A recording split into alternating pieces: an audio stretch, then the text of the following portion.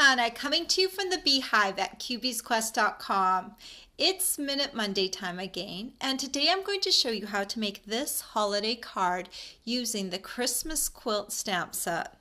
The fun thing about this card is that you stamp the outline and then you can choose the inside colors for your quilt piece.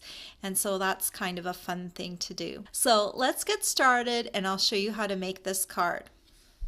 To start off with, you're going to need a Whisper White note card and envelope. So let me pull one out of the pack right here.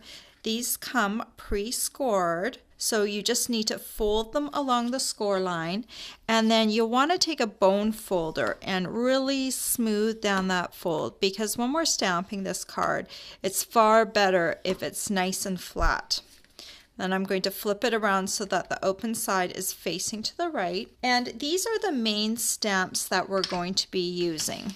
So this is a big outline stamp that has stitches on it. And these are the two different types of fill stamps that will fill this piece. The one thing I did for prepping to stamp was I actually trimmed around the edges to make it a little bit easier to see when stamping for centering purposes. I'm going to start off with my Indigo Ink Pad. And I've already got my stamp mounted on an E-block. So I'm going to take my ink pad and I'm going to tap it lightly over top of the stamp. And then I'm going to bring it over top of my note card, and I'm going to have the same distance from side to side and to the top. So when that looks good, stamp it down. Then I'm going to take my real red ink pad, and I've got my two fill stamps already mounted on H blocks. So I'll take my first stamp and ink it up in the real red ink. And this stamp only fits on one way. So if you're hovering over and it doesn't look like it matches up, shift it to the next one over, and then you'll notice that it does line up. And then I'm just hovering over the stamp, trying to make sure it's as centered as possible. And then I'm going to stamp down. And you notice like it might be off the mark just a little bit. That's okay, because once you've got the whole thing stamped, you'll really not notice that it's off. So I'm going to ink this up again. And so I'm going to skip one, and then I'm going to go over to the next one. And again, I'm hovering over my stamps, and then I'm going to bring it down and fill it like that. Then I'm going to take my Pool Party ink pad and open it up. This time we're going to use the other fill stamp, and those will fit in the remaining spaces. So now I just need to line this up,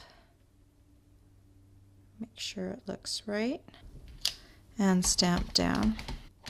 And I need to line this up again and stamp it down. Then I'm going to bring back in my real red ink pad, and I'm going to stamp the greeting, "Have yourself a Merry Little Christmas," right down here at the bottom.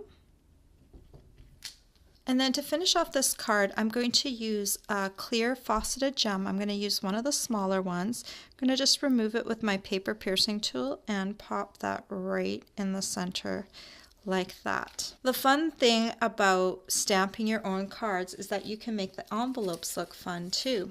So my matching envelope right here, we can bring back in the Pool Party ink pad. These two flower stamps, there's a bold one and a stitched one. And this time I'm going to stamp the bold one first. So let me ink that up, and I'm going to stamp that right on the back like that. Then I'm going to bring in my Indigo and ink the outline up. And now I'm going to hover it over the outside. And once it looks lined up, I'm going to stamp it down. Now that's the back of the envelope, but I think I might want to put one on the front too. So let me ink this up again and stamp it down here in the corner.